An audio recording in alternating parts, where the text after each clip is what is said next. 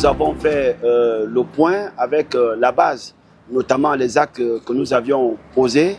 Je vais parler là de la peinture jaune sur les clandos, des voitures, l'importation des véhicules 10 ans, l'âge de 10 ans. On a parlé de tout ça, de tout ce que nous avions posé. Maintenant, on est revenu sur la formation, que nous sommes des initiateurs. La formation, constatant que les jeunes Gabonais, aujourd'hui, ce n'est un secret pour personne. Le véritable problème pour que ces Gabonais intègrent l'univers des transports, c'est qu'ils doivent avoir la catégorie qui est la catégorie C et D. Or, il y a 6 mois, cela, nous avons enrôlé des Gabonais qui sont déjà au nombre de 13 000 dans toute l'étendue du territoire national.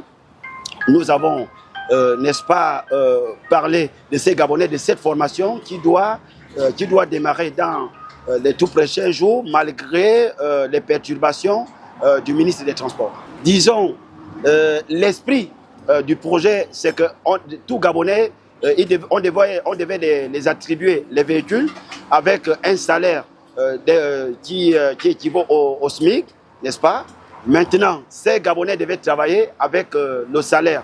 Maintenant, ils devaient avoir un service d'entretien qui devait s'occuper de ces voitures, qu'après une durée, la voiture devait revenir aux Gabonais. Mais ce qui a été le contraire, parce que ici, le ministre des Transports, qui n'a pas participé à l'élaboration de ce projet, a pris les choses, disons, il met la charrue avant la bœuf et a induit le président en erreur. Parce que le président, c'est quelqu'un qui a une vision dans le transport.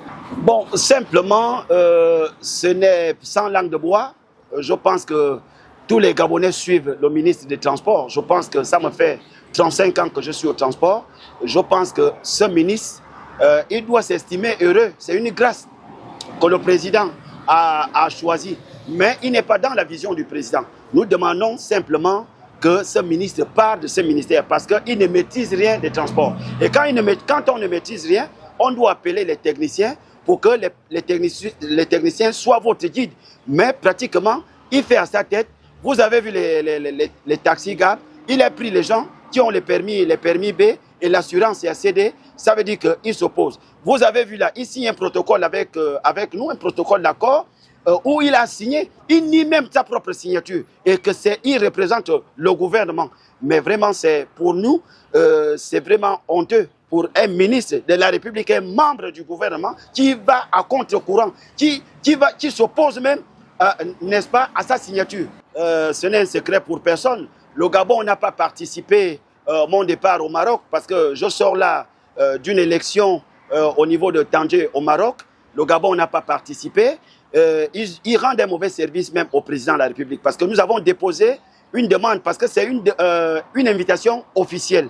Alors cette invitation officielle a permis que le Gabon puisse, n'est-ce pas, acheter mon billet aller-retour. Ça n'a pas été le cas. Ils n'ont pas informé le président. Ils ont caché ça dans les tiroirs. Le ministre des Transports, toujours le même ministre, il a caché ça dans ses tiroirs.